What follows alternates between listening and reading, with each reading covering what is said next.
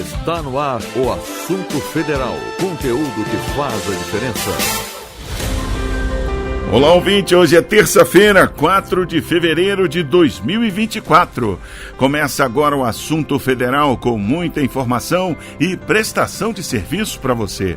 Eu sou Luciano Seixas e o nosso encontro está só começando. Fico com você sempre de segunda a sexta ao vivo, das 4 às 5 da tarde, pelo horário de Brasília, no streaming do site radiogov.ebc.com.br e também via satélite para emissoras parceiras de todo o país.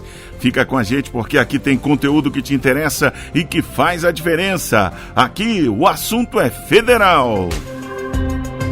Com os trabalhos técnicos do grande José Alves e a produção da equipe da Rádio Gov, da Empresa Brasil de Comunicação, EBC, a gente começa agora com o nosso Giro de Notícias. É hora do Giro de Notícias. E saiu hoje o resultado do primeiro concurso público nacional unificado, o CPNU, que ficou conhecido como o Enem dos concursos e já é considerado o maior concurso público da história do Brasil. Você fez a prova? Já viu se passou? As 6.640 vagas do concurso para 21 órgãos e entidades foram disputadas por quase 1 milhão de candidatos de 5.555 municípios. Para o governo, isso demonstra que o concurso cumpriu seu papel de democratizar o acesso ao serviço público brasileiro. Dilson Santa Fé tem mais detalhes. Foram divulgados os resultados e as primeiras listas de aprovados do Concurso Público Nacional Unificado, CPNU.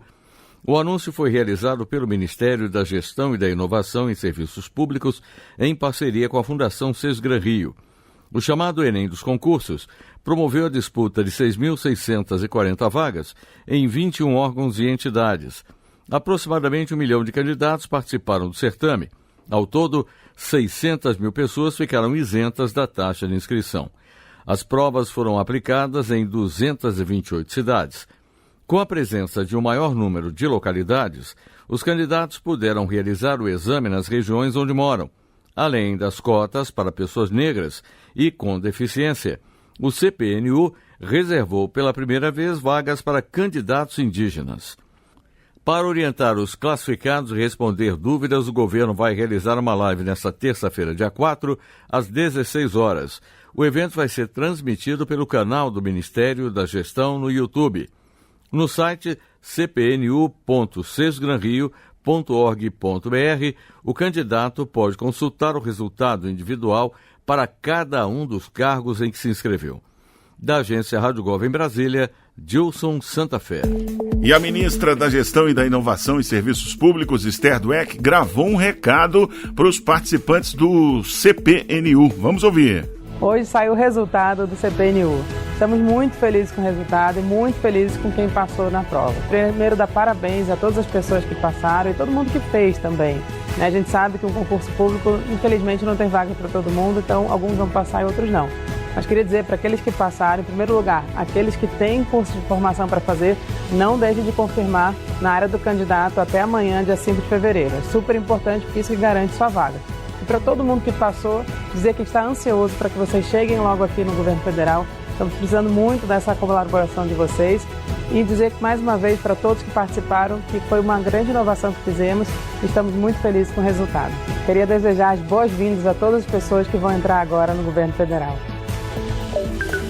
E olha, a ministra Esther Dweck apresenta neste momento no Ministério os primeiros dados de perfil dos candidatos aprovados no CPNU.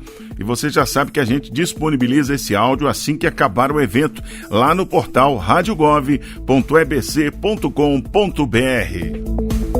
E o programa Universidade para Todos ProUni divulga o resultado da primeira chamada daqui a pouco, às 6 da tarde. Olha a movimentação, hein? Os candidatos poderão conferir a lista no Portal Único de Acesso ao Ensino Superior. Claudimário Carvalho. O Ministério da Educação anuncia hoje às 18 horas o resultado da primeira chamada do programa Universidade para Todos ProUni 2025. Neste semestre, serão oferecidas mais de 338 mil bolsas em instituições privadas de todo o Brasil, sendo cerca de 203 mil integrais e outras 134 mil parciais. Os pré-selecionados deverão entregar a documentação entre 4 e 17 de fevereiro, presencialmente ou pela internet, conforme as orientações de cada instituição. Criado em 2004, o ProUni já beneficiou mais de 3,4 milhões de estudantes e completa 20 anos. Mulheres e negros são maioria entre os contemplados e dados mostram que bolsistas têm uma taxa de conclusão de curso superior maior dos que os não participantes do programa.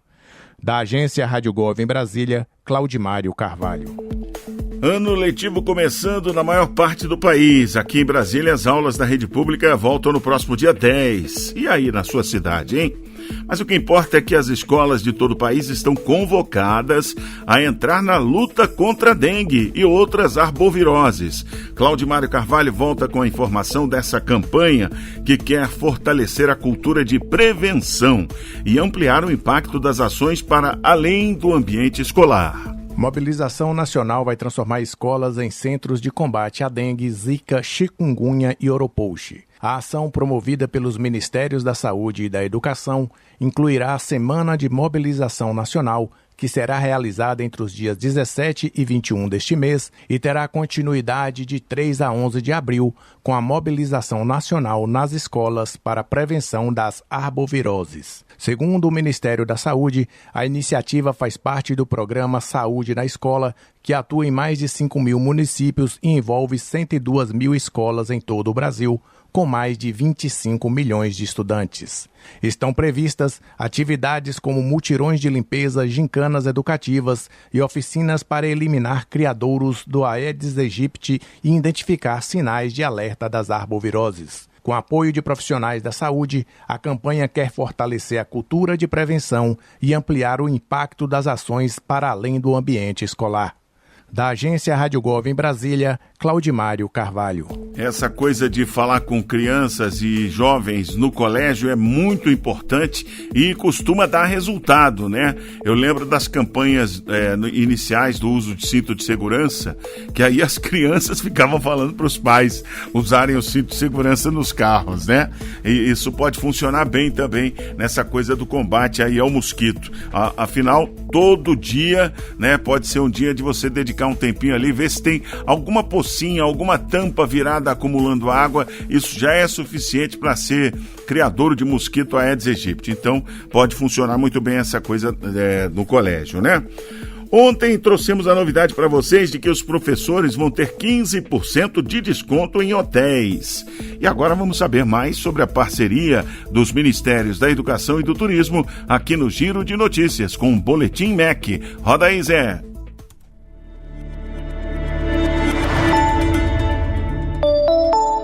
Olá, eu sou Léo Gomes e você está ouvindo o Boletim MEC.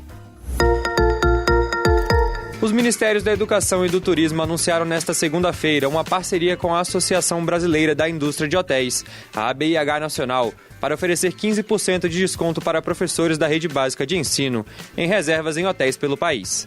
A iniciativa faz parte das ações do programa do MEC, Mais Professores para o Brasil. O ministro da Educação, Camilo Santana, defendeu a importância de criar essa cultura de valorização da profissão, que incentive mais pessoas a se tornarem professores.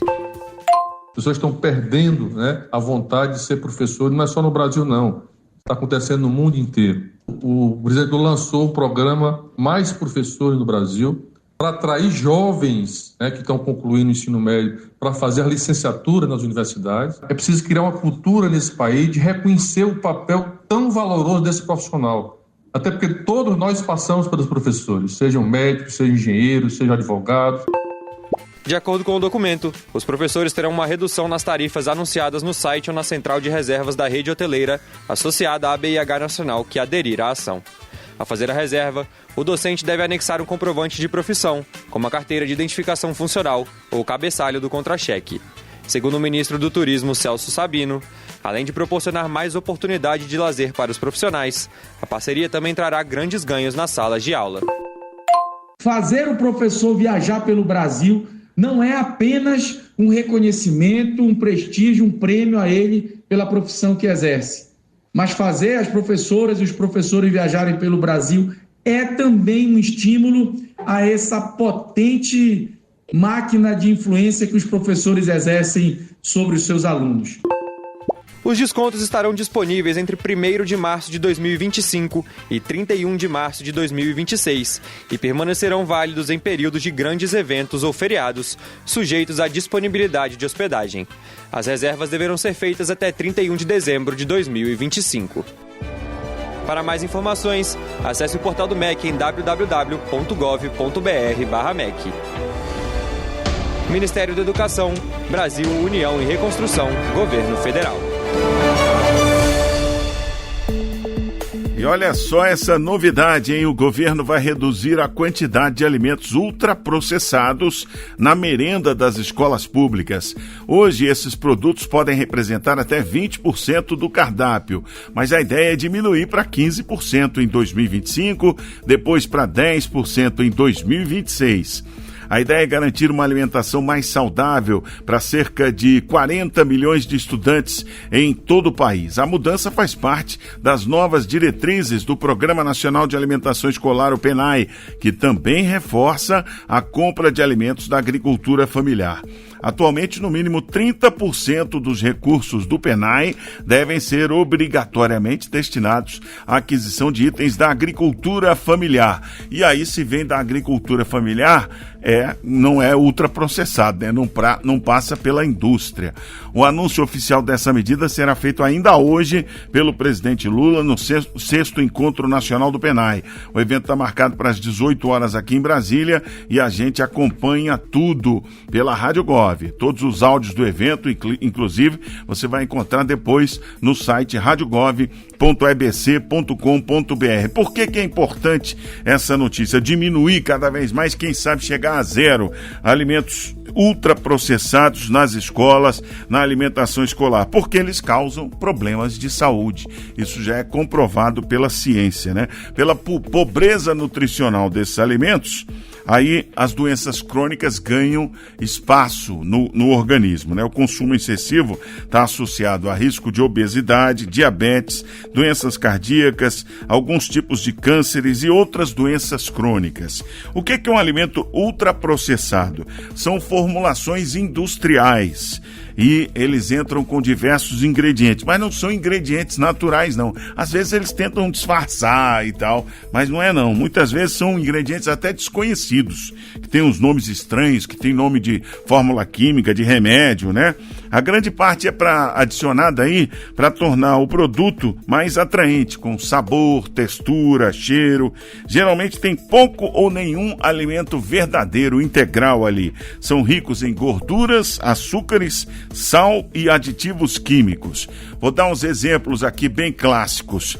Bebidas açucaradas, refrigerante é alimento ultraprocessado.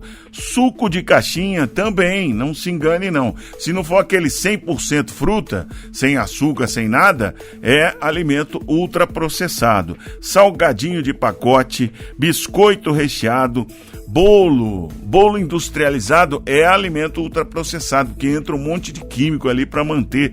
Pão de forma também é alimento ultraprocessado. Tem pão de forma que dura 10 dias sem mofar, sem estragar. Imagina o que tem ali de produto químico, né? Macarrão instantâneo também salsicha, linguiça, qualquer embutido é alimento ultraprocessado. Nuggets, delícia, né? Não é nem comida. Alguns dizem que não é nem comida. É alimento ultraprocessado. Sorvete também. Cereais matinais. Ah, surpresa. Você crente que tá lá, né? Comendo o seu cereal de milho. É alimento ultraprocessado e pode provocar doença, sim. Então, essa é a boa notícia aí, diminuir para 15% agora em 2025, 10% em 2026 e assim vamos avançando aí neste Programa Nacional de Alimentação Escolar. E o ministro da Fazenda, Fernando Haddad, conversou com a imprensa sobre a recente queda na cotação do dólar após uma reunião com o presidente Lula hoje de manhã. Vamos ouvir.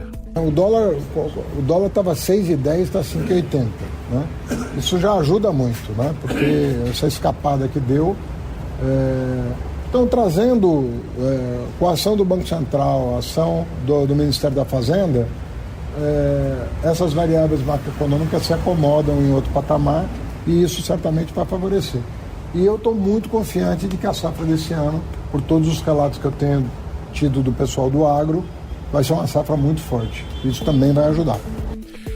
Esperamos, né, ministro? Esperamos. O governo central cumpriu a meta fiscal no ano passado, hein? O secretário do Tesouro Nacional, Rogério Seron, falou que o cumprimento da meta reforça o trabalho feito em prol da recuperação fiscal. Vamos ouvir no boletim Notícias da Fazenda. Notícias da Fazenda. Você bem informado sobre a economia do país. Uma parceria entre o Ministério da Fazenda e a Rede Nacional de Rádio. O governo central concluiu 2024 com déficit primário de 11 bilhões de reais, cumprindo a meta fiscal. No cálculo, foi excluída a parcela de 32 bilhões de reais, composta majoritariamente por recursos extraordinários destinados ao Rio Grande do Sul, em apoio à situação de calamidade causada pelas chuvas. O secretário do Tesouro Nacional, Rogério Seron, informou que o resultado de 2024 é o segundo melhor da década e comprova uma recuperação fiscal. Se nós excluirmos as despesas do Rio Grande do Sul, nós tivemos um déficit primário de 11 bilhões de reais, o que também era o que nós vínhamos alertando aí ao longo do ano, de que nós ficaríamos mais próximos do centro da meta do que do piso da meta. Como esses 11 se comparam com o limite, né, que nós teríamos ali para cumprir de até 27,7 bilhões de resultado negativo, então nós temos o cumprimento da meta primária de 2024 com uma relativa folga. Seron falou que os resultados bem próximos à meta de déficit zero para o ano são um retrato do que o Tesouro já vinha falando desde 2023 e que isso só reforça o trabalho feito em prol da recuperação fiscal. Então aqui é uma fotografia de um filme que começou em 2023, do qual a gente sempre disse que nós íamos atingir exatamente os resultados que nós estamos apresentando. O ministro, por exemplo, comenta várias medidas que tiveram impactos que poderiam tornar o resultado desse ano um resultado de superávit primário se nós não tivéssemos perdido ali a questão da desoneração, a questão da devolução da medida provisória, a questão do PERSE. Isso teria feito com que o resultado primário seria positivo e o nosso plano teria sido concluído aí com 100% desse processo de reversão do déficit primário. O país vem na última década aumentando os déficits primários e esse esforço de recuperação, ele é brutal. E a gente foi bem sucedido numa reversão de tendência, os resultados são expressivos em termos de recuperação fiscal, acho que não dá para negar isso. Você ouviu as principais notícias da Fazenda, uma parceria entre o Ministério da Fazenda e a Rede Nacional de Rádio.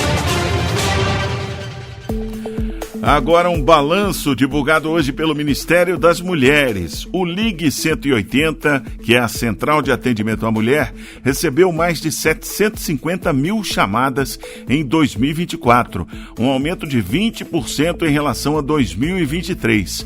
O atendimento via WhatsApp soma mais de 14 mil contatos, o que representa mais de 63% de aumento. O número de queixas pelo sistema também cresceu 15%, chegando a 132 mil casos.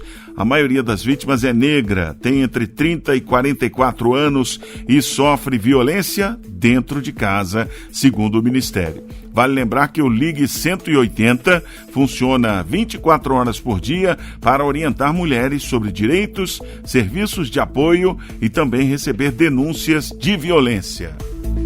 E a gente encerra esse giro de notícias com o esporte.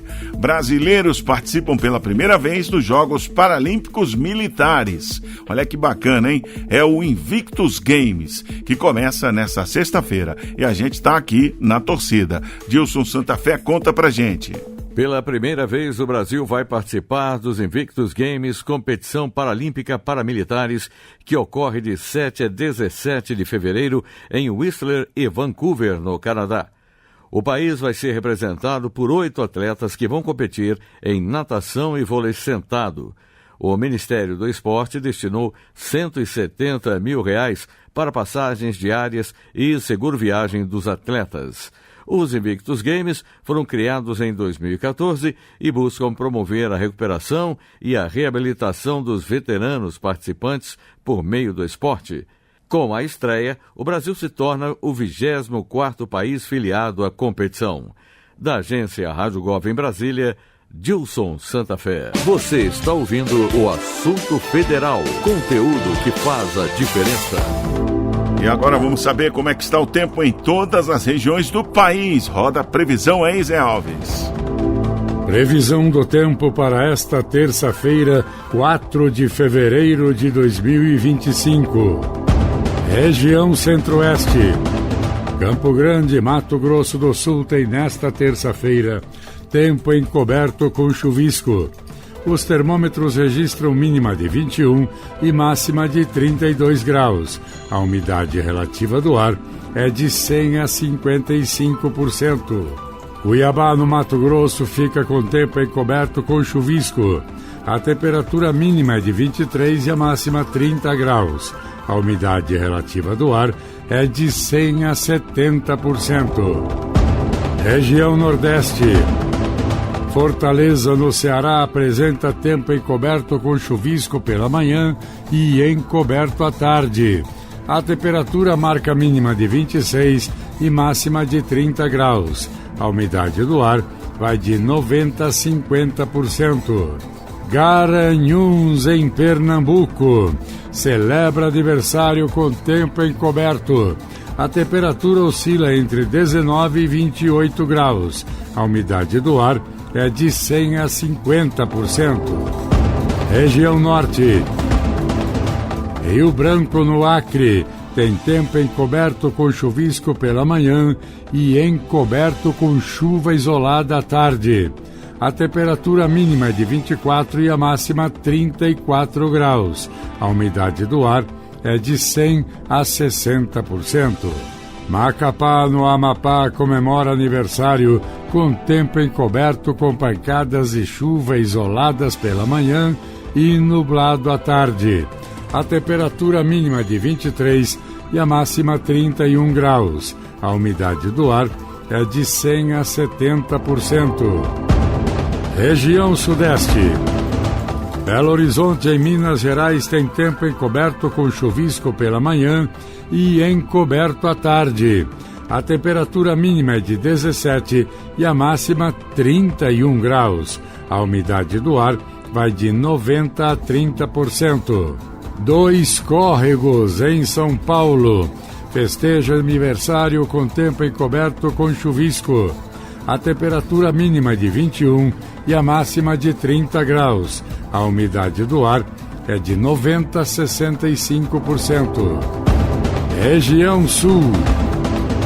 Porto Alegre, capital gaúcha, tem tempo claro com sol. A temperatura mínima é de 22 e a máxima 36 graus. A umidade do ar é de 100% a 30%. O município de Presidente Castelo Branco, em Santa Catarina, comemora aniversário com tempo encoberto pela manhã e encoberto com chuvisco à tarde. A temperatura mínima é de 23 e a máxima 26 graus. A umidade do ar gira em torno de 100% a 80%. Você ouviu a previsão do tempo para esta terça-feira, 4 de fevereiro de 2025, com informações do INMET, o Instituto Nacional de Meteorologia, da agência Rádio Gov em Brasília, Vladimir Filipim. Olha aí, aproveito para mandar aquele abraço para todos os moradores das cidades que a gente ouviu aí, que fazem aniversário hoje, né? Parabéns para Garanhuns, em Pernambuco, Macapá, no Amapá, 2 Córregos, em São Paulo e Presidente Castelo Branco, em Santa Catarina, que completam hoje mais um ano, né? Vamos lá, tem aqui, em Garanhuns tem gente famosa lá, é a terra de Dominguinhos, sabe o sanfoneiro? Dominguinhos acho que já foi já fez a passagem, né? Deus o tenha, tá fazendo forró no céu. Senador Randolfo Rodrigues é lá de Garanhuns E o presidente Lula, o mais famoso, né? Tá certo. Vamos ver aqui o governo federal apoiando Garanhuns na saúde. No município tem 38 equipes do Programa Saúde da Família, 28 equipes do Programa Brasil Sorridente, mais um centro de especialidades odontológicas, 38 médicos do Mais Médicos, 46 unidades básicas de saúde, 2 CAPs, que são os Centros de Atenção Psicossocial, 326 agentes comunitários de saúde, 59 agentes de combate a endemias e 58 escolas pactuadas com o Programa Saúde na Escola. Tudo isso é custeado pelo governo federal lá em Garanhuns. Macapá, capital do Amapá, cidade que fica nos 2 hemisférios. Olha que curiosidade, né? Hemisfério sul e norte. Tem inclusive um marco zero lá na linha do Equador para o pessoal olhar. É um ponto turístico, né? Apesar de ser capital, cidade grande, o governo reforça a infraestrutura. Lá, por exemplo, tem programas Água para Todos e Luz para Todos, nesse PAC 2, né? Tem 648 famílias que recebem moradias do Minha Casa Minha Vida desde 2023 para cá. Tem obras do PAC Seleções, cidades sustentáveis e resilientes, com regularizações fundiárias, obras de drenagem para prevenção de acidentes e o projeto Periferia Viva, de urbanização das favelas. Tudo isso por conta do governo federal em Macapá, capital do Amapá. 2 córregos em São Paulo, interior de São Paulo tem IDH alto, né? Quando eu vejo um município com IDH alto, tipo 2 córregos, 0,725, já penso logo em educação, né? E aí fui ver, governo federal presente na educação de 2 córregos, através do PENAI, que é o Programa Nacional de Alimentação Escolar, que visa garantir a alimentação escolar dos estudantes matriculados em todas as etapas de modalidades da educação básica pública. Nessa cidade foram beneficiados aí 3.100 crianças e adolescentes em 11 escolas, que receberam direitinho aí os recursos reajustados para alimentação escolar em 2024. Essas mesmas 11 escolas também receberam recursos do programa Dinheiro Direto na Escola para pequenos reparos e manutenções durante o ano, sem licitações e aquelas burocracias, né? 2 córregos aderiu ao programa Escola em Tempo Integral e também ao Compromisso Nacional Criança Alfabetizada e recebe recursos do governo federal para ajudar nessas iniciativas. Lá tem o Programa Nacional do Livro e Material Didático, que distribuiu 21 mil materiais para 3.800 estudantes em 2024. Tem o Programa Nacional de Apoio ao Transporte Escolar, o PENAT, que atendeu 94 estudantes do município durante o ano de 2024. E todos os estudantes que tinham condições e solicitaram receberam bolsas integrais aí no programa Universidade para Todos. Presidente Castelo Branco, em Santa Catarina, oeste do estado, pouco mais de 1.700 habitantes, cidade pequenininha, né? E o governo federal tá lá, liberou 4.400.000 reais para a produção agropecuária em 2024 e 13 milhões é mais do que o dobro, né? Mais do que o triplo. 13.200.000 reais para pequenos agricultores via Pronaf. A maioria lá deve ser pequeno agricultor mesmo, em Presidente Castelo Branco, Santa Catarina. Você também pode saber como é que o governo federal está chegando aí na sua cidade. É só jogar na internet Comunica BR, bota tudo junto mesmo, Comunica BR de Brasil, e aí vai aparecer lá uma pasta para você abrir várias informações e ver como é que está chegando o governo federal no seu município. Tá legal?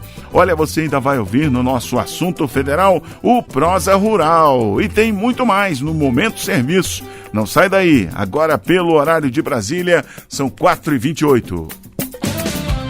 Assunto Federal.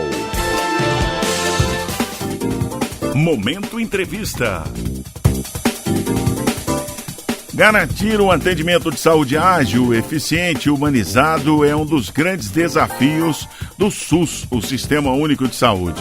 No Rio de Janeiro, um passo importante foi dado com a reabertura das emergências dos hospitais federais do Andaraí e Cardoso Fontes. Mas essa ação faz parte de um plano muito maior, o Programa de Reestruturação dos Hospitais Federais do Rio de Janeiro, uma iniciativa do Ministério da Saúde que está modernizando e ampliando a capacidade de atendimento em diversas unidades. Para falar sobre esse tema e os impactos que essa reestruturação pode trazer para o SUS como um todo, o programa Brasil em Dia recebeu o secretário adjunto de Atenção Especializada à Saúde, Nilton Pereira Júnior. E a gente roda agora essa entrevista completa para você. Vamos ouvir. Secretário, vamos falar da reabertura das emergências. Atualmente foram do Hospital de Andaraí e de Cardoso Fontes, o que representa, claro, um avanço enorme para a saúde do Rio de Janeiro. Mas esse programa de reestruturação, ele vai além. O objetivo é fortalecer o SUS como um todo, né, secretário? Exatamente. É uma prioridade do presidente Lula e da ministra Nízia, desde o início da gestão em 2023, a reestruturação dos 6 hospitais federais, desde o início do ano passado, estão sob gestão do Ministério da Saúde. Essa é uma dívida histórica do Ministério da Saúde com o SUS, do município e do estado do Rio de Janeiro. Esses hospitais já foram hospitais de referência e excelência antes da implantação do Sistema Único de Saúde e vem passando por crises históricas há mais de 30 anos e que não foram definitivamente resolvidas. O presidente Lula colocou isso como prioridade. A ministra Nízia implementou um plano de reestruturação dos hospitais federais com uma parceria de grandes instituições públicas federais e com a Prefeitura Municipal do Rio de Janeiro. Desde o ano passado, nós já fizemos a descentralização da gestão do Hospital de Bom Sucesso, que é um dos maiores da rede. Nós reabrimos recentemente mais de 200 leitos do Hospital de Bom Sucesso aqui no final do mês de janeiro, e ontem foi mais um momento histórico para o Rio de Janeiro. Com a parceria da Prefeitura, o Ministério da Saúde transferiu mais de 600 milhões de reais para manutenção e reforma destes hospitais, e a Prefeitura, em tempo recorde, em menos de 60 dias, já reabre as emergências do Andaraí e do Cardoso Fontes, além da reabertura de leitos de UTI e leitos de enfermaria para beneficiar toda a população carioca e fluminense. Pois é, o senhor falou aí que o Hospital de Bom Sucesso sempre foi uma referência, né? Agora ele está retomando aí esse posto, né? O senhor acredita que com essa mudança isso a gente pode ajudar, inclusive, a aprimorar os modelos de gestão dos hospitais em todo o Brasil e inclusive, essa reestruturação voltar a ser uma referência de gestão hospitalar nas unidades federais, não é mesmo? Exatamente. Com este programa, nós estamos mobilizando entidades públicas federais de excelência na gestão hospitalar, como o Grupo Hospitalar Conceição, que é uma empresa pública 100% SUS, vinculada ao Ministério da Saúde, que já administra 4 hospitais, quase 2.000 leitos no Rio Grande do Sul, e pela primeira vez está administrando um hospital fora do estado do Rio Grande do Sul. Essa experiência, sem dúvida nenhuma, em pouco tempo, desde outubro, quando nós assumimos, descentralizamos a gestão para o GHC. Em 90 dias, esse grupo já fez aquisição de mais de 30 milhões de reais em novos equipamentos hospitalares. Nós compramos um novo raio-x digital, reabrimos vários leitos clínicos, cirúrgicos, para crianças, para gestantes, e em breve o presidente Lula e a ministra Nízia vão entregar a emergência do Bom Sucesso, que está fechada desde 2020, após o incêndio.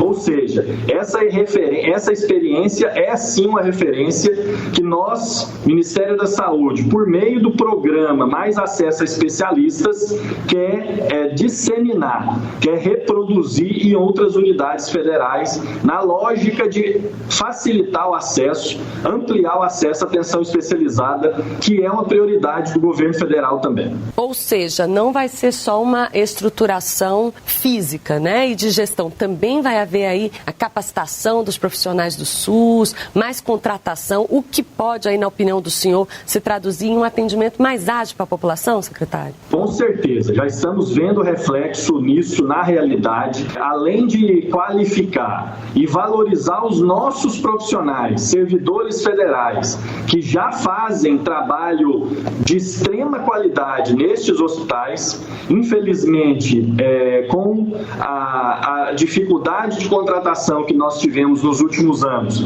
Nós temos o déficit de profissionais federais, por isso estamos valorizando, por meio do plano de reestruturação, a contratação por meio de concurso público e processo seletivo de mais de 3 mil trabalhadores que já foram admitidos ou pela Prefeitura ou pelo Grupo Hospitalar Conceição, reforçando as equipes que já estavam trabalhando com muita excelência nestes hospitais. Nós já fizemos, então, mais de 3 mil contratações, já fizemos várias reformas, várias outras reformas e construções já estão em processo de licitação.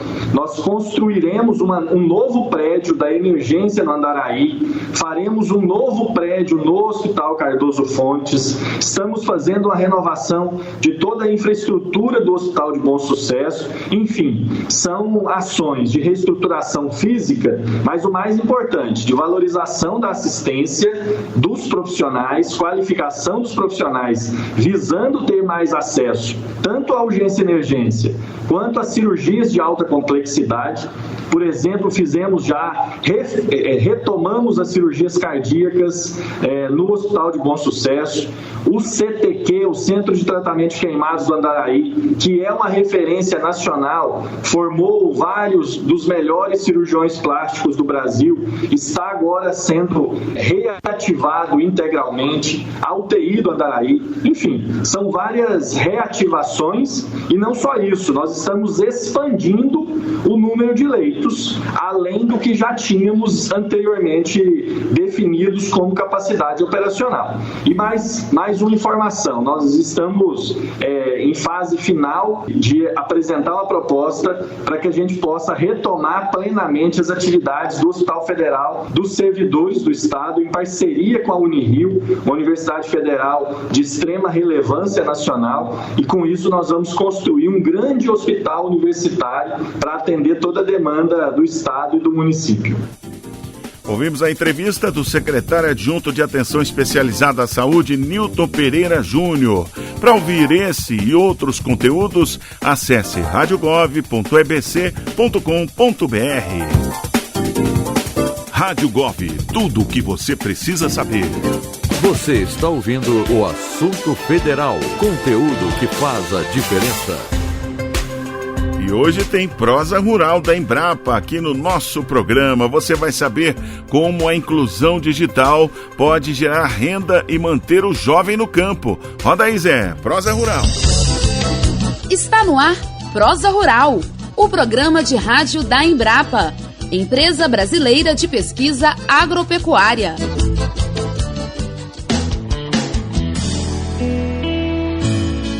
Olá, pessoal! Aqui quem fala é Juliana Freire e temos um papo super importante hoje que precisa ser bastante proseado com a família e amigos. Vamos falar sobre a importância de manter o jovem no campo e como a inclusão digital pode ajudar nessa permanência. Hoje são vários os fatores que dificultam a permanência do jovem no campo, interrompendo em muitos casos a sucessão rural. O valor da terra é caro e o custo de se produzir também, o que torna a agricultura periurbana, que é a agricultura entre áreas urbanas e rurais, muito complexa. Também tem a falta de mão de obra, o que faz com que as áreas periurbanas fiquem sob ameaça pela expansão das cidades sobre a área rural. Mas nada está perdido. É possível ter outros ganhos dentro da propriedade agrícola e a expansão além da porteira, com uma agricultura familiar associativista, por exemplo. É o que o pesquisador da Embrapa Meio Ambiente, Ivan Alvarez, vai nos contar com mais detalhes. Um dedo de prosa. Vamos ouvir agora a conversa que a jornalista da Embrapa Meio Ambiente, Cristina Tordim, teve com o pesquisador Ivan. Oi, Ivan, vamos começar nosso papo? Você pode falar para a gente qual a realidade do jovem rural no contexto da agricultura familiar? Bom, o que a gente pode falar sobre o jovem é que ele é o reflexo do que ocorre ao todo com a agricultura familiar. A agricultura familiar, ela tem por premissa está envolvendo a família na produção, envolvendo no manejo da terra e também participando do gerenciamento da propriedade. Ocorre que o jovem, principalmente hoje, nas áreas periurbanas, ele tem uma dificuldade de permanecer na terra, por vários motivos. Então, a maior dificuldade do jovem é encontrar uma atividade produtiva, né? Porque geralmente as propriedades elas são pequenas. Então, numa propriedade pequena, você tem que encontrar algo que o jovem possa realizar e também, de alguma maneira, ser remunerado e dar progresso à produção rural. Para que a sucessão rural ocorra, é necessário que o jovem esteja também engajado dentro da propriedade. E muitas vezes as relações familiares são também uma dificuldade quando o jovem não encontra esse espaço. Na agricultura familiar, o jovem tem que encontrar um nicho de produção. Quando ele encontra esse nicho de produção, ele consegue permanecer na propriedade. As nossas pesquisas têm mostrado que falta diálogo entre pais e filhos. Então, o produtor rural que não tem por prioridade conversar com seu filho, ele tem maior dificuldade para o filho ficar na propriedade. E explica para a gente, então, como nós podemos sensibilizar o jovem a ficar na propriedade e consolidar a sucessão. Bom, quando a gente fala de jovem rural, a gente está falando de um setor muito específico dentro da propriedade rural. O que a gente está falando? De gerações. Naturalmente, existe um conflito entre gerações, ou ao menos existe uma diferença do modo de pensar e de agir de uma geração para outra. Então, o primeiro passo, a gente tem que fomentar o diálogo entre pais e filhos dentro da propriedade rural. As nossas pesquisas mostraram que a família que senta para conversar, a família que leva para o jovem também o problema do gerenciamento da propriedade, ela consegue permanecer unida e a sucessão rural acontece. Então, quando você tem esse primeiro lado, você consegue realmente ter sucesso nesse evento que é a sucessão rural. Por outro lado, a gente tem que ver claramente dentro daquilo que pode ser feito na propriedade, porque tem coisas que não podem ser feitas. Aí depende de políticas públicas, depende de uma ação externa à propriedade.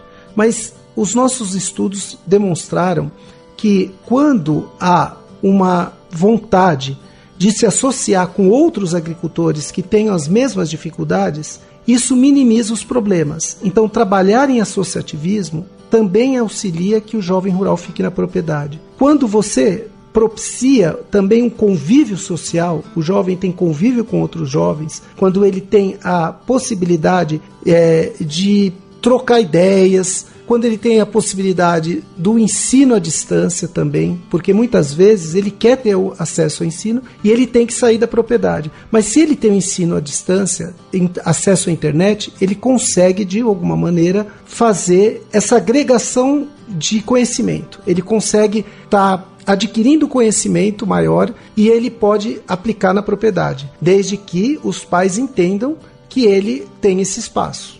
Pegaram a dica do pesquisador, né? Diálogo é tudo.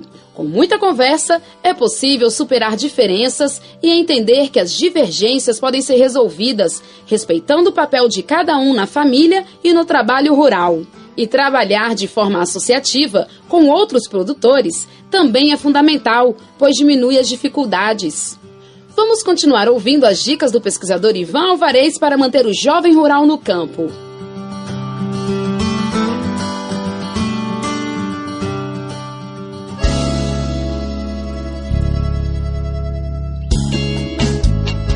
E qual política pública está faltando para estimular o jovem produtor rural?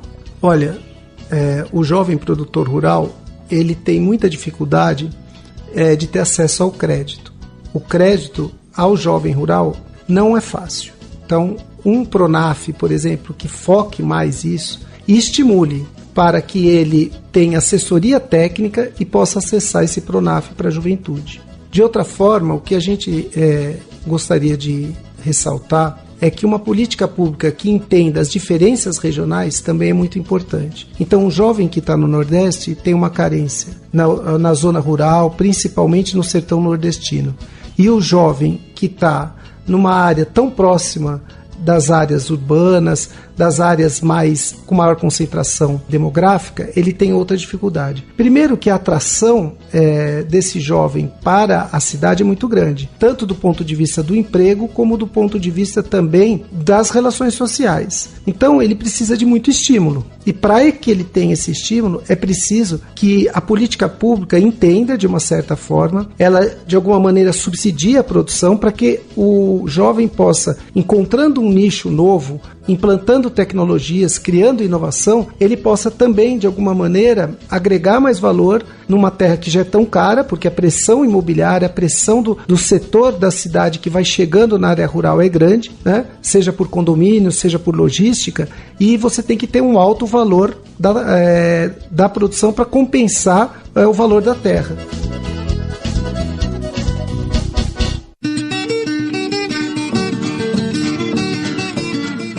Ivan, e nas relações pai e filho agricultor, o que você destaca? Olha, desde que o jovem ouve lá de pequeno, de criança, quando ele sente assim, vai filho, estuda, mas volta, é bem diferente daquele pai que fala, vai filho, estuda e não vai ficar igual eu aqui.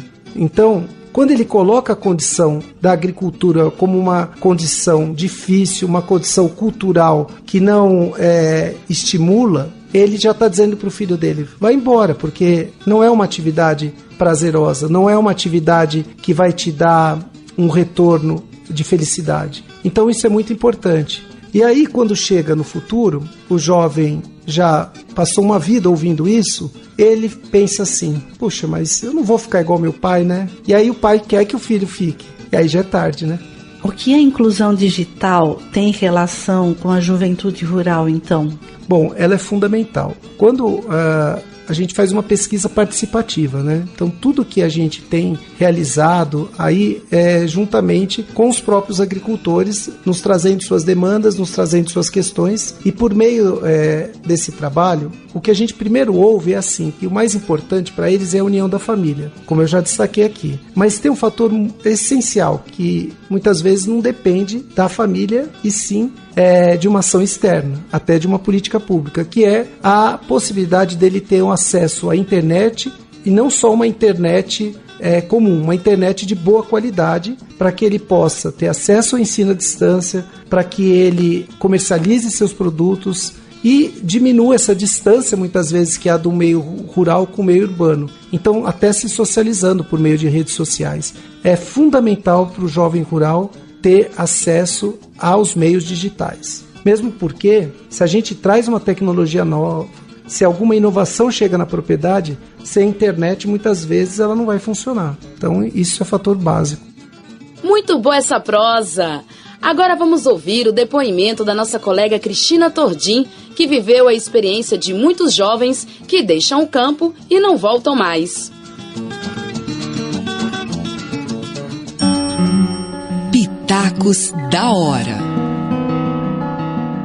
E a nossa jornalista, a Cristina Tordim, aqui da Embrapa Meio Ambiente, ela contou uma história emocionada. Conta pra gente. Eu vou inverter aqui. Agora que você é o jornalista, e você vai dar seu depoimento. Então, Ivan, a sua pesquisa me emocionou muito, porque eu nasci num sítio em Valinhos, um sítio de figo, que era a capital do figo roxo. Valinhos hoje tem muita goiaba. Como você disse, os condomínios estão chegando perto de casa, o pessoal já está querendo vender. E desde que eu sou criança, eu escuto a minha mãe falar. Minha mãe, que era da cidade, casou com meu pai, foi morar no sítio. Estudem, porque eu não quero que vocês fiquem igual ao seu pai, que não tem hora para trabalhar, não tem sábado, não tem domingo. Se chove, ele fica desesperado, se chove muito, se chove pouco, se dá chuva de pedra, se dá geada. Era tudo muito sofrido pra gente, e pra falar a verdade, Ivan, nenhum filho ficou no sítio. Todo mundo saiu e o sítio acabou. Então, Cristina, não chegou a hora da gente reverter esse processo? A gente aqui da Embrapa está procurando fazer isso, porque quando a gente vê, estamos gerando tanta tecnologia, tanta pesquisa, e quando a gente chega lá, nos vários aspectos assim, do Brasil todo, a gente vê uma agricultura envelhecendo. É muita sabedoria, mas também há que se fazer o novo. E o novo é trazer o jovem de volta para a propriedade. Aquele que saiu e não deixar aquele que está lá. Ele pode até ir, ele pode até estudar, mas ele volta, trazendo um vigor e uma vontade. Então, vamos tentar reverter esse processo. E a nossa mensagem aqui é essa, justamente, vamos nos unir, tragam suas demandas para a Embrapa, mas vamos fazer também a lição dentro de casa, né? Então, você, agricultor, que está aí vendo seu filho indo embora, pensa como que você pode tratar essa questão de uma forma diferente, nova, e pode contar com a gente. Que depoimento, né, gente? Obrigada, nossa colega Cristina Tordim, por compartilhar essa experiência. E agradeço também a participação do pesquisador Ivan Alvarez, da Embrapa Meio Ambiente. E você, amigo ouvinte, sabia que é importante também reservar um momento semanal para planejar a propriedade junto com a sua família? Essa prática ajuda a alinhar as expectativas e os objetivos familiares e fortalece a estrutura da sucessão rural. Como ouvimos agora há pouco, é preciso ter um novo olhar para o jovem, criando políticas públicas e novas formas de financiamento da agricultura, valorizando a atividade agrícola, garantindo acesso ao ensino e à internet, ou seja, integrando esse jovem à sociedade como um todo. É isso, meus amigos. E com esse recado final, terminamos mais um Prosa Rural. Para saber mais sobre esse assunto, você pode acessar a publicação Jovem Rural como Indutor da Agricultura Periurbana no Circuito das Frutas no Estado de São Paulo, na página da Embrapa na internet em Publicações. E aproveite e anote aí o telefone da Embrapa Meio Ambiente. Se tiver alguma dúvida sobre o tema do programa de hoje, é só ligar. 19 é o DDD. Telefone 3311-2700. Mas se preferir um atendimento pela internet, acesse o nosso site www.embrapa.br. Ao pé da página você encontra o Serviço de Atendimento ao Cidadão, o SAC. O Prosa Rural se despede por aqui. Um grande abraço e até o próximo programa.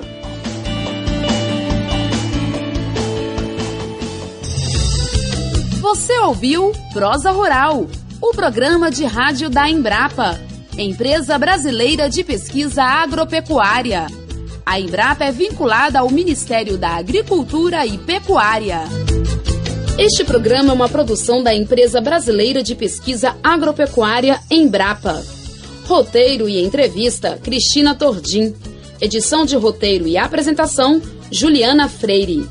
Edição de áudio, Hamilton Gontijo. Coordenação de produção, Raíssa Alencar. Conteúdo, Embrapa Meio Ambiente.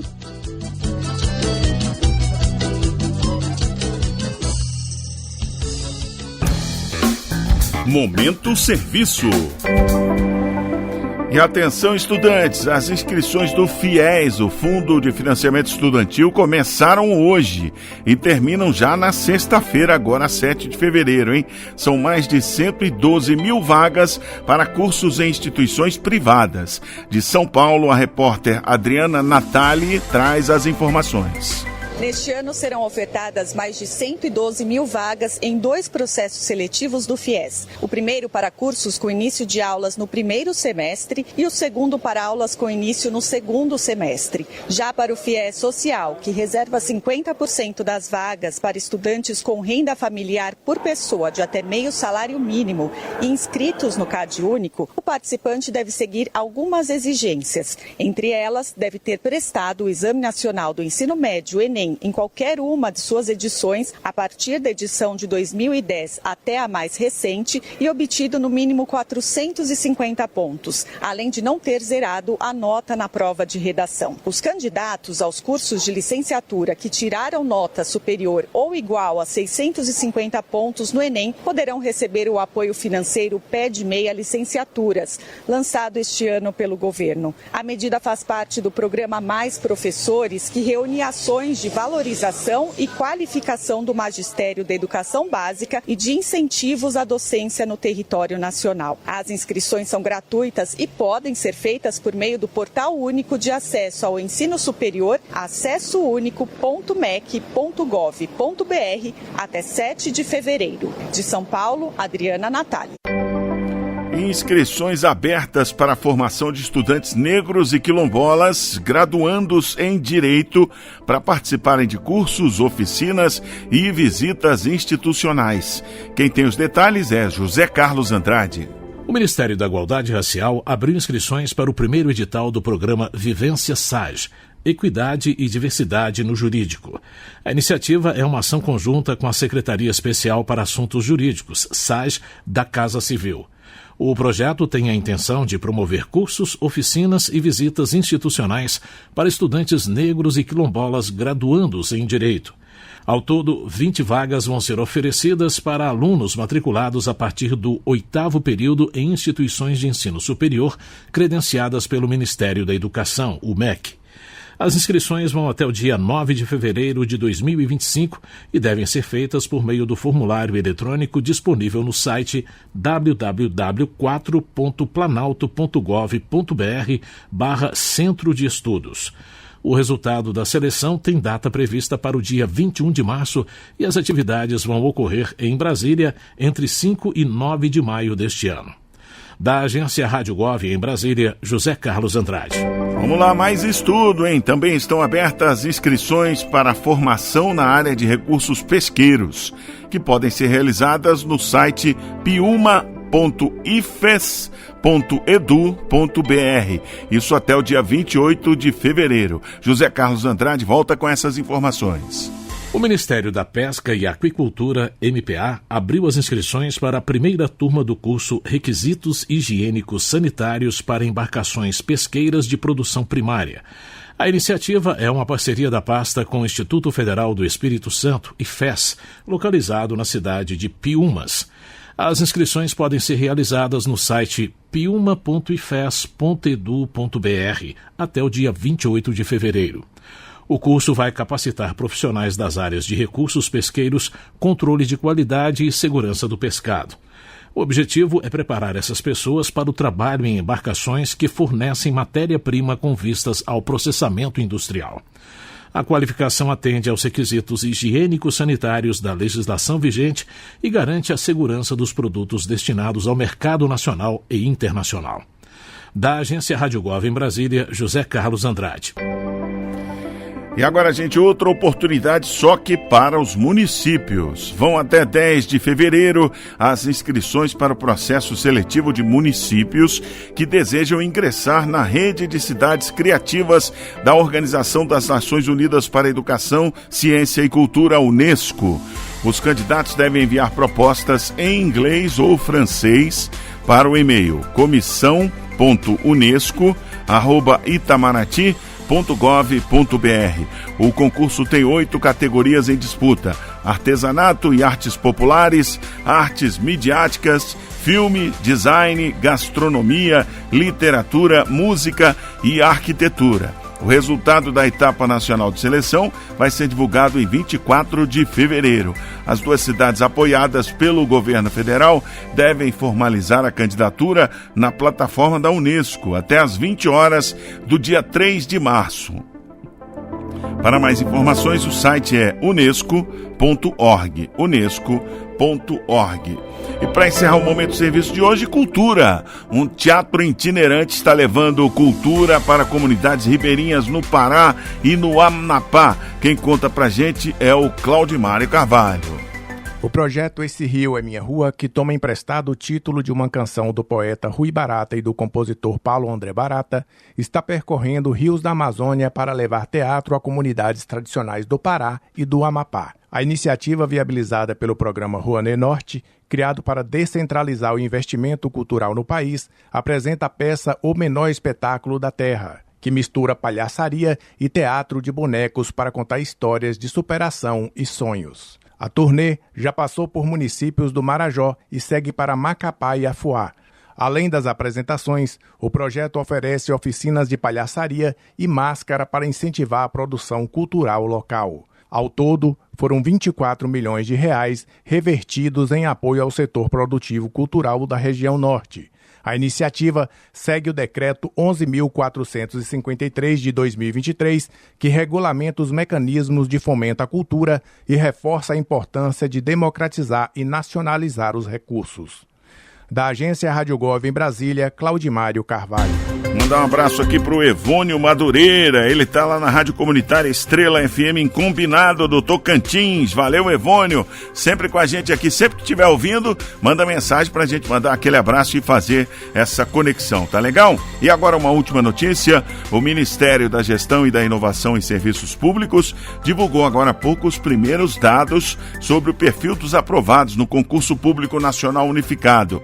Os aprovados representam todos os 27 estados e o Distrito Federal, abrangendo 908 municípios.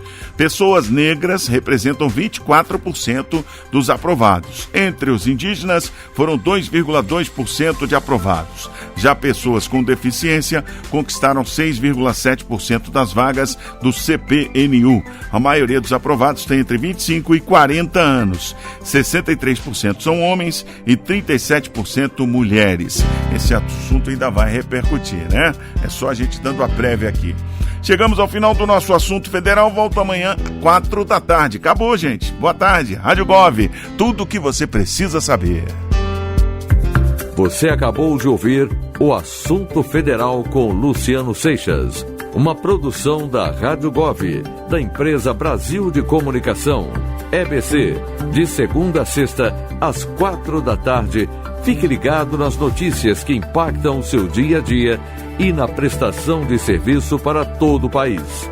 Rádio Gov, tudo o que você precisa saber.